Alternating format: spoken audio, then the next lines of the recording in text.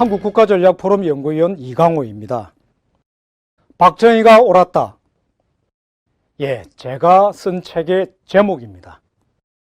작년 2019년 7월 달에 발간한 책입니다. 앞으로 세 차례에 걸쳐서 오늘 시작으로 박정희 대통령의 정치에 대해서 말씀을 드리고자 합니다. 아시다시피 박정희 대통령에 대해서 박정희 대통령이 경제적 업적이 있다, 이런 부분에 대해서는 박정희 대통령의 정치에 대해서 매우 비판적인 사람들조차도 적어도 업적이 있기는 했다라는 부분들을 부인하지는 않습니다. 그러나 어떻든 그의 정치는 절대로 어떤 쪽에서는 절대로 용납할 수 없는 반민주적인 그런 정치였다, 이렇게 이야기하기도 합니다. 그러나 어떻습니까? 박정희 대통령의 정치 과연 그렇게 보아야 할까요? 그리고 박정희 대통령의 정치에 대해서 비판하고 맞서온 그들, 이른바 민주진영이라고 하는 쪽, 그들 민주주의를 앞세운 그들 입장에서 박정희 대통령의 정치를 그렇게 비난하기만 해도 될까요? 박정희가 옳았다라는 책의 목차입니다. 간단하게 보시겠습니다. 5.16과 10월 유신을 다루고 있습니다. 5.16과 10월 유신은 저들의 입장에서, 이른바 민주진영이라고 하는 저들의 입장에서 한국의 자유민주주의를 유린한 대표적인 폭거다, 이렇게 지칭되고 있습니다. 5.16 군사 쿠데타, 10월 유신도 쿠데타나 마찬가지다 라는 민주주의를 압살한 정치적 폭거였다, 이렇게 이야기를 합니다. 그러나 저는 박정희가 옳았다라는 책에서 제1장 근대화 혁명 5.16 정당했다, 그리고 제2장 박정희 대통령 치세에 있었던 주요 족적을 더듬어가면서 역사적 과업을 외면하지 않는 용기가 있었다라는 부분들을 살핍니다. 그리고 제3장 그 말썽 많은 유신, 그렇습니다. 박정희 대통령의 치세에 대해서 그래도 제법 긍정적으로 보는 쪽에서조차도 유신은 너무 멀리 나갔다라는 말을 하기도 합니다. 그러나 과연 그럴까요? 저는 거기에 대해서도 달리 볼 여지가 있다, 아니 그 정도가 아니라 저는 개인적으로 유신은 사실은 자유와 번영으로의 중단 없는 전쟁을 위한 결단이었다, 이렇게 말씀드립니다. 자유민주주의를 유린한 게 아니라 정반대일 수 있다, 이런 말씀을 드립니다.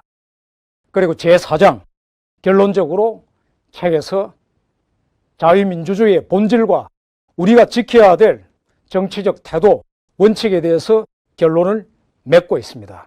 그래서 바로 박정희의 정치, 그리고 박정희의 정치를 관통했던 그의 박정희 정신이라고 일컬을 수 있는 그 부분들을 잊은 게 바로 대한민국의 위기가 아닌가, 그것을 매도하고 한 그게 지금 현재 대한민국의 여러 가지로 위기를 가져오고 있지 않나, 이렇게 짚어보았습니다.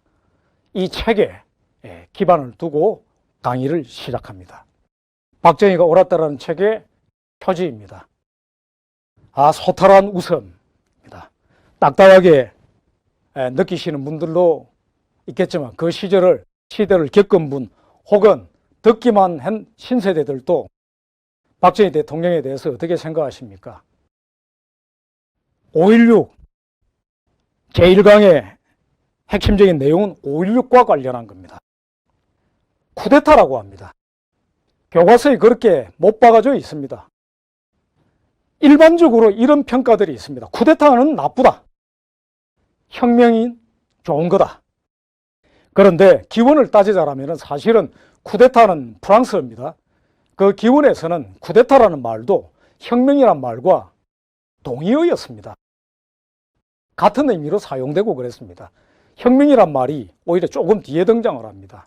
그런데 쿠데타라고 하든 혁명이라고 하든 사실은 그 부분들이 본질적인 게 아니다라는 겁니다.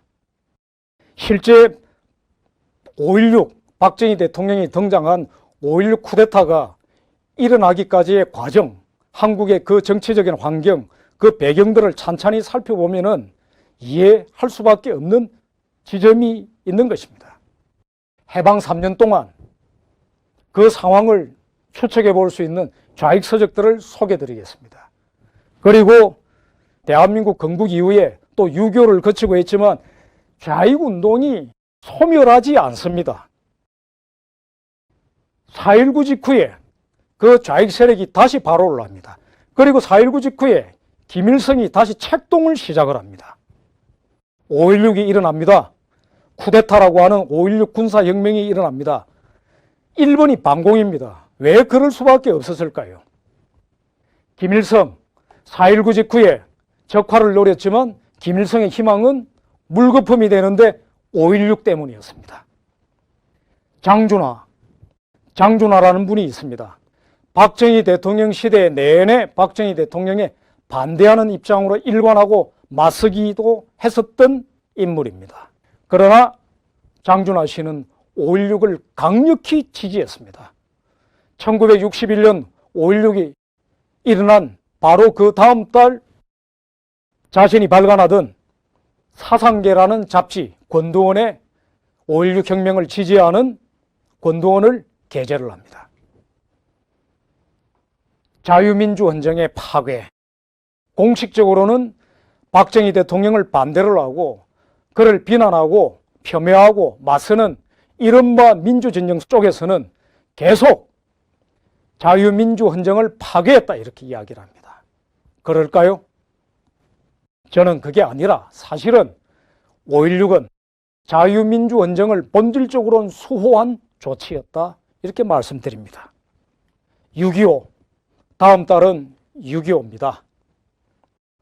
어마어마한 희생을 치렀던 6.25가 다시 돌아옵니다. 이 6.25가 어떻게 일어났습니까?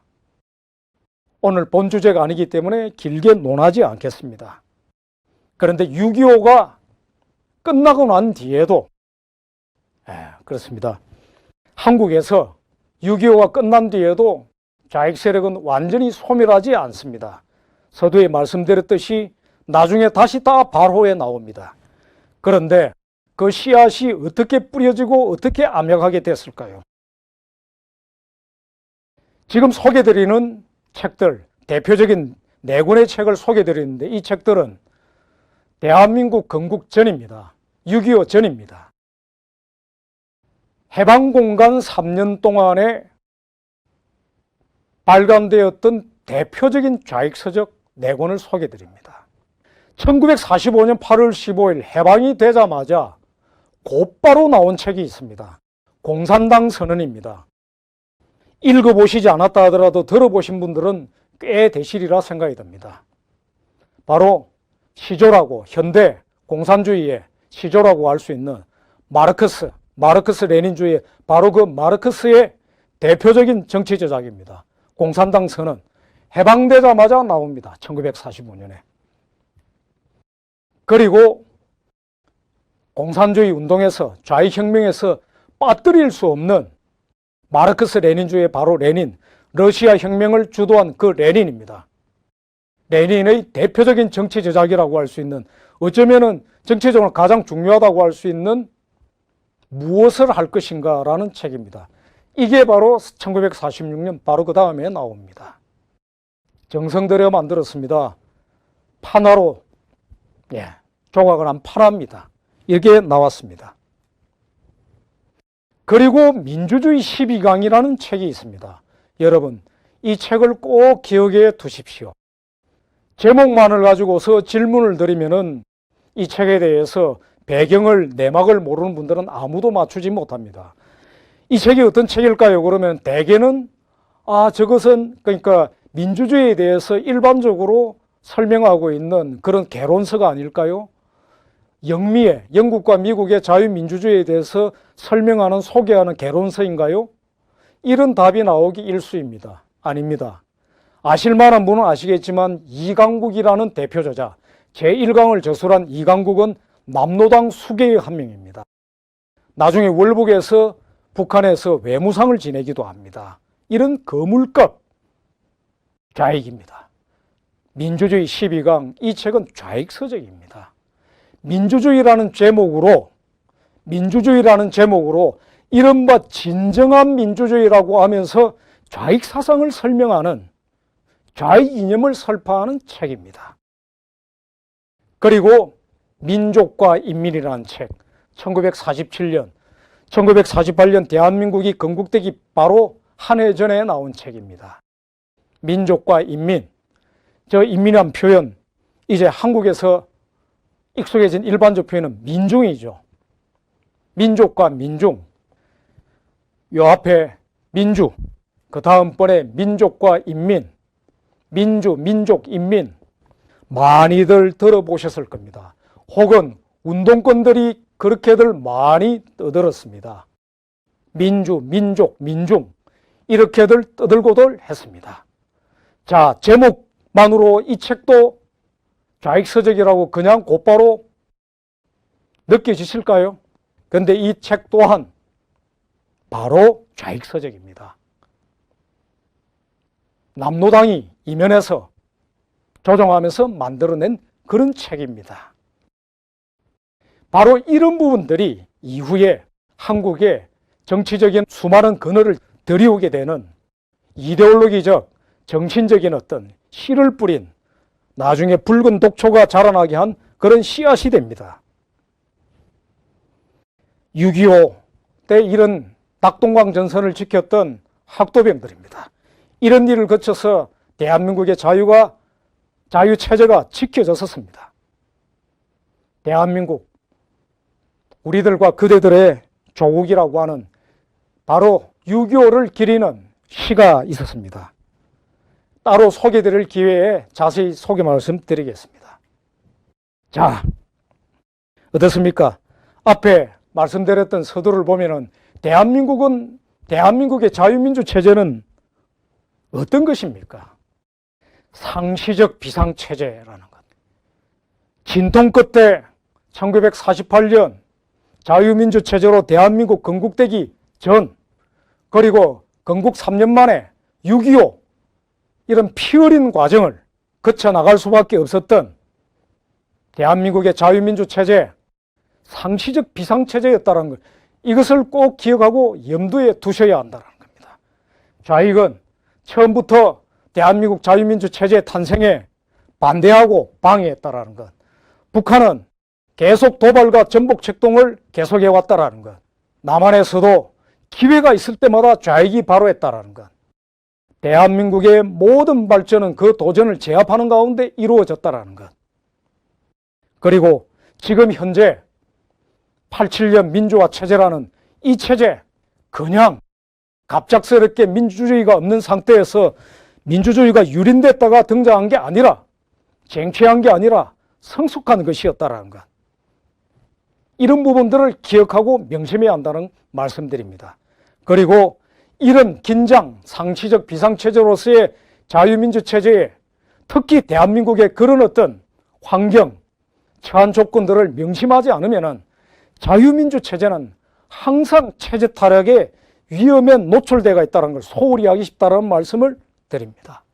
대한민국의 자유민주 체제는 상시적 비상체제일 수밖에 없다는 것 꼭 기억해 두시기 바랍니다. 자, 이런 관점을 가지고서, 이런 전제에서 자, 이제 5.16 살펴보겠습니다. 5.16 쿠데타라고 해도 좋습니다. 그 전에 이런 상황들이 있었습니다. 4.19 민주혁명이 일어났지만 4.19 이후에 학생들의 관심은 민주주의가 아니었습니다. 무엇에 관심을 가졌을까요? 이런 게 등장을 합니다. 가자 북으로 오라 남으로 시위가 뒤덮습니다. 학생사회, 그리고 그것을 넘어서 가두를 휩습니다. 이런 구호까지 나옵니다. 식민지, 반식민지의 민족해방투쟁이라는 구호까지 나옵니다. 혁신계, 쉬운 표현으로 좌익입니다. 횃불까지 듭니다. 촛불이 아닙니다. 횃불까지 들고 나옵니다. 3.15 부정선거가 있었습니다. 그 때문에 4.19가 일어났습니다. 근데 3.15 부정선거 어떻게 기억하고 계십니까? 3.15 부정선거 때문에 4.19가 일어나고 이승만 대통령이 하야를 합니다. 그래서 많은 사람들이 3.15 부정선거가 대통령 선거의 부정선거였던 것처럼 착각하는 경우가 있습니다. 아닙니다.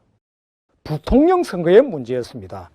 당시 선거는 대통령 선거와 부통령 선거가 따로따로 나누어져 있었습니다. 미국식의 런닝메이트가 아니었습니다. 대통령 선거에서는 이승만 대통령이 야당 후보가 없는 단일 후보였습니다. 부통령 선거, 부통령이 어떻든 대통령의 선거권을 가지고 있었기 때문에 여야 모두가 목을 걸었습니다. 바로 부통령 선거에서 대대적인 부정, 이 시비가 핵심적이었습니다. 그러나 곧바로 이 사진에서 보이듯이 1960년 4월 6일입니다. 4.19 전이죠. 정부통령 선거 다시 하라는 구호를 내걸고 바로 선동이 시작이 됩니다. 대통령 선거는 이승만 대통령 단독 후보로 자동 당선인데도 이런 선동이 있었던 겁니다. 그리고 이제 4.19 직후입니다. 4.19 소중합니다. 많은 희생을 거치고 소중한 민주를 회복하는 성취가 있었습니다. 그런데 이제 어떻게 됐어야 하겠습니까? 대한민국의 이제 자유민주주의가 정치적으로 안정이 되고 차분하게 진행돼 나갔어야 하겠죠. 그런데 이상하게 학생사회의 관심은 이제 민주가 아니라 다른 쪽으로 이동해버리고 4.19 직후의 정치적 상황은 이상한 대로 전개되기 시작합니다. 간단히 표현해서 잠재되어 있던 공산분자들이 날파리 떼처럼 몰려들었다. 이렇게 표현합니다. 당시에 4.19 세대이고 주역 중에 한 명이었고, 그리고 4.19 이후에 학생운동을 이끌었던 주역의 한 분이었던 분이 회고한 내용입니다.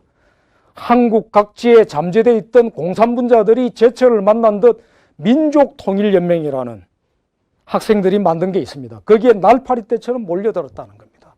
가자 북으로 오라 남으로라는 구호를 걸었습니다. 민주화에 관심이 없고 왜 그랬을까요? 혁신계가 앞장을 섰습니다. 좌익 세력입니다. 혁신계라고 했지만 가자 북으로 오라 남으로 날파리 떼처럼 마침내 때는 왔다라고 숨죽여 있다가 다시 4.19 이후에 목을 들고 혹은 더 나쁘게 얘기하면 날파리 떼처럼 다시 일어서기 시작한 세력들이 드디어 이렇게 등장을 한 겁니다. 민족자주통일중앙협의회 회원들이 남북학생회담 지지군중대회 끝 뒤에 같이 이런 시위를 벌였습니다. 자, 4.19 직후 김일성은 이런 입장이었습니다. 이런 상황이니 그럴만 하지 않았겠습니까? 4.19 직후에 북한 주도 통일, 북한 주도 통일이 어떤 통일입니까? 북한이 자기 체제를 자유민주 체제로 바꾼다는 거겠습니까? 북한 주도 통일, 다시 말해 적화 통일입니다. 그게 가자 북으로 오라 남으로와 무관하겠습니까? 1961년 5월 13일 가자 북으로 오라 남으로 시위가 시작이 되면서 부산 13일, 광주 14일, 대전 14일 쫙쫙쫙 진행이 됩니다. 그리고 전주 16일, 대구 17일 예정이 되어 있었습니다. 예정되어 있던 시위는 못 일어납니다. 바로 5.16이 일어났기 때문입니다. 김일성 4.19 직후 북한 주도 통일 노리고 남한 진보단체 접촉을 시도했습니다. 이 내용은 그냥 풍설이 아닙니다. 미국의 우드로 윌슨 센터라는 싱크탱크가 있습니다. 굉장히 권위 있는 오랜 역사를 자랑하는 민주당 계열의 민주당 출신 대통령이었던 우드로 윌슨 대통령을 기리는 싱크탱크입니다. 이 센터의 자료로 공개적으로 다 게재되어 있는 자료입니다. 이 센터 홈페이지에 들어가시면 다 확인할 수 있습니다. 바로 이런 부분들을 겨냥을 하고 실제 그 추진에 들어갔다는 겁니다. 남한 출신 인민군 10만 명 가운데 일부를 통일 인력으로 양성하기 위해 공산대학을 설립하고 이런 일이 있었다는 겁니다. 북한 지도부는 4.19 혁명 직후 남북 통일이 가능성의 단계가 아니라 임박한 것으로 판단했다. 어떤 통일입니까? 북한 주도 통일이 임박했다는 얘기입니다. 북한 주도 통일이 뭡니까? 적화 통일입니다. 연방제 통일 방안, 고려 연방제에 다들 들어보셨을 겁니다. 이 연방제 통일 방안이 4.19 직후에 처음으로 제기됐습니다. 4.19 직후에 1960년 4.19가 일어나고 나서 7월 달에 남한에서 선거가 있습니다. 그 후에 8.15에 새로 조성된 남쪽의 정치적 상황 질서를 겨냥을 해서 김일성이 통일 방안을 제기를 합니다. 8.15 경축사로. 8월 14일 날 8.15 경축사를 발표를 했는데 그때 최초로 연방제 통일 방안을 제기를 합니다. 소련의 조언이 있었습니다. 남한에서 4.19 이후 무르익어가는 혁명적 정체의 성숙, 여기에 편성해라. 노골적인 사회주의적 구호를 거는 게 아니라 그것은 뒤로 물리고 소련은 무던하게 무난하게 연방, 서로 간의 체제는 놔두고 간섭 없이 연방, 통일부터 하자, 이런 식으로 하자라고 하는 방식에 소련이 조언을 냈습니다. 그리고 연방제 통일 방안을 제기를 합니다. 이게 바로 고려 연방제의 시작입니다. 이렇게 진행되는, 한편에서 저렇게 착동이 진행되는 가운데 남쪽에서 끊임없이 가자 북으로 오라 남으로 시위가 계속 진행이 되고 혁신계가 날뛰고 학생들도 좌익으로 기울어가고 그러자 마침내 방공법 제정이 제기가 됩니다. 방공법 제정을 이야기를 하면은 그렇습니다. 아무도 누가 방공법 제정을 시작을 했을까요? 라고 하면은 곧바로 맞추는 사람이 없습니다. 거의 없습니다. 이승만 아닐까요? 박정희 아닐까요? 다들 그럽니다. 아닙니다. 방공법 제정을 최초로 들고 나온 사람은 바로 4.19 직후에 수립된 민주당 정권의 장면 총리입니다. 이 데모를 보다 못한, 이 데모가 확산돼 들어간 것을 좌익의 발언을 보다 못한 민주당 정권에서 방공법 제정을 오히려 들고 나옵니다. 그런데 그 반대투쟁이 격렬하게 일어납니다. 3월 25일 반대 시위가 대대적으로 일어납니다. 방공법 분쇄투쟁, 데모 규제법 분쇄투쟁, 이렇게 해서 시위가 일어납니다. 이렇게 된 겁니다. 이 시위에서 햇불 시위가 이렇게, 촛불 시위가 아닙니다. 햇불 시위가 일어납니다. 그리고 그 시위에서 심지어 김일성 만세라는 구호까지 터져나옵니다. 이런 양상을 윤보선 당시 대통령이 집차를 타고 가서 지켜보고까지 합니다. 밤에 심야회의가 긴급하게 소집돼서 대책회의를 하지만 대책을 못 세웁니다. 결론도 못 내립니다. 사태가 심각하다는데 입장을 같이 했다라는 것으로만 끝나고 맙니다. 대응책을 못 세웁니다. 상황 수습을 못합니다.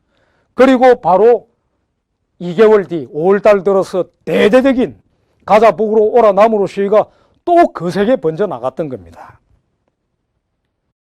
이런 상황에서 5.16이 일어납니다. 쿠데타든 혁명이든 어떠냐고 말씀드렸습니다. 김일성은 북한 주도 통일이 가능하다고 희망을 품었었습니다. 5.16 때문에 물거품 됐습니다. 5.16 혁명공약 제1번 방공이었습니다. 자, 이제 이해가 되시나요? 조금은 헤아려지시나요? 5.16은 흔히들 민주진영, 소위 민주주의만 얘기하는 쪽에서 정도 이상으로 박정희 대통령을 비난하듯이 자유민주헌정을 그냥 파괴했다가 아닙니다. 정반대로 실상을 살펴보자라면 자유민주 체제가 혼란과 위기에 처하고 근본적으로 파괴될 위험에 처해가기 시작했습니다. 그 위기의 상황에서 그것을 수호하기 위해서, 근본적으로 수호하기 위해서 내려진 결단이었다. 그렇게 볼 수밖에 없다는 겁니다. 말씀드렸듯이 장준하 씨가 5.16을 지지합니다. 강력한 지지 의사를 밝히는 권도원을 사상계에 게재를 합니다. 이 장준하 씨는 나중에 박정희 대통령의 사사건건 맞서는 그런 어떤 박정희 시대에는 정치적 반대파였습니다. 그러나 5.16 지지했습니다. 근데 단순히 권도원 하나 실은 정도가 아닙니다. 61년 사상계 6월호는 이 전체가 5.16 특지보였습니다. 사실상 현대 군사혁명의 유형, 이렇게 해서 대대적인 어떤 5.16을 평가를 하고 5.16을 적극 지지하는 특집을 게재를 했습니다. 사진을 이렇게 화보를 대대적으로 실었습니다. 장도영 그리고 박정희 5.16 주체 세력들입니다. 이런 사진 화보가 대거 실리고 그리고 권두원을 이렇게 실었습니다. 5.16 혁명과 민족의 진로라고 했습니다. 박정희 대통령을 반대했던 계속 지금도 비난하는 사람들은 박정희 대통령의 반대파가 됐지만 5.16 혁명이라고 하면서 강력하게 지지했던 장준하 씨, 그 얘기 안 합니다. 그리고 혁명 떼버리고 군사 쿠데타 자유민주주의를 유린했다 이렇게만 얘기를 해버리고 갑니다. 여러분, 혁명이든 쿠데타든 혁명이면 좋고 쿠데타면 나쁘고 그러나 뭐라고 얘기하든 찬양하는 혁명들이 실제로 어땠는지 한번 봅시다. 프랑스 혁명 역사적 의의가 있습니다. 그러나 어떤 일이 일어났습니까? 어마어마한 공포정치, 참혹한 공포정치로 어마어마한 사람들이 희생당하고 죽습니다. 무고한 사람들이 수없이 학살당합니다.